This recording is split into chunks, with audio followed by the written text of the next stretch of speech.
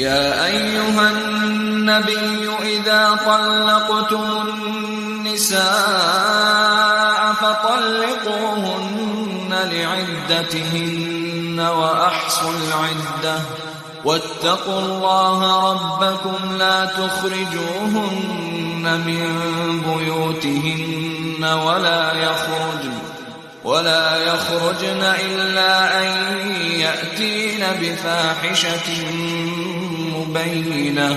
وتلك حدود الله ومن يتعد حدود الله فقد ظلم نفسه لا تدري لعل الله يحدث بعد ذلك أمرا فإذا بلغن أجلهن فأمسكوهن بمعروف أو فارقوهن بمعروف وأشهدوا ذوي عدل منكم وأقيموا الشهادة لله ذلكم يوعظ به من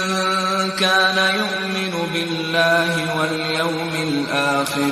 ومن يتق الله يجعل له مخرجا ويرزقه من حيث لا يحتسب ومن يتوكل على الله فهو حسبه إن الله بالغ أمره قد جعل الله لكل شيء قدرا واللائي يئسن من المحيض من نسائكم إن ارتبتم فعدتهن 3 أشهر واللائي لم يحضن وأولاة الأحمال أجلهن أن يضعن حملهن ومن يتق الله يجعل له من أمره يسرا ذلك أمر الله أنزله إليكم ومن يتق الله يكفر عنه سيئاته ويعظم له أجرا أسكنوهن من حيث سكنتم من وجدكم ولا تضاروهن لتضيقوا عليهن وإن كن أولات حمل فأنفقوا عليهن حتى يضعن حملهن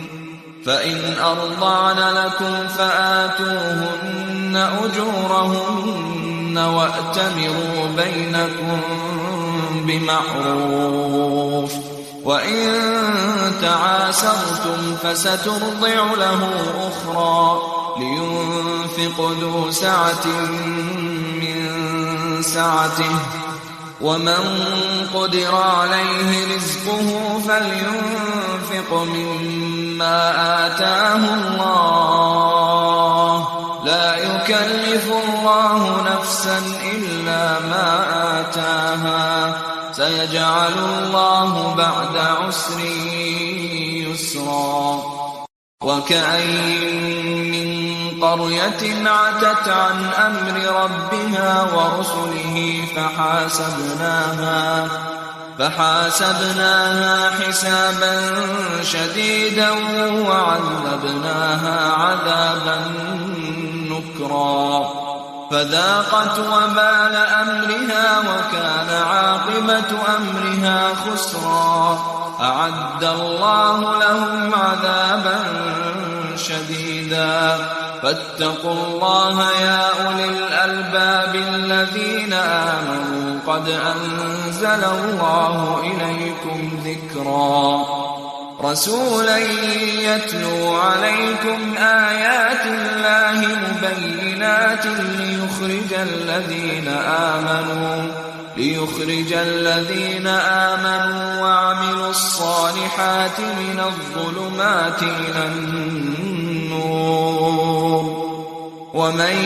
يؤمن بالله ويعمل صالحا يدخله جنات تجري من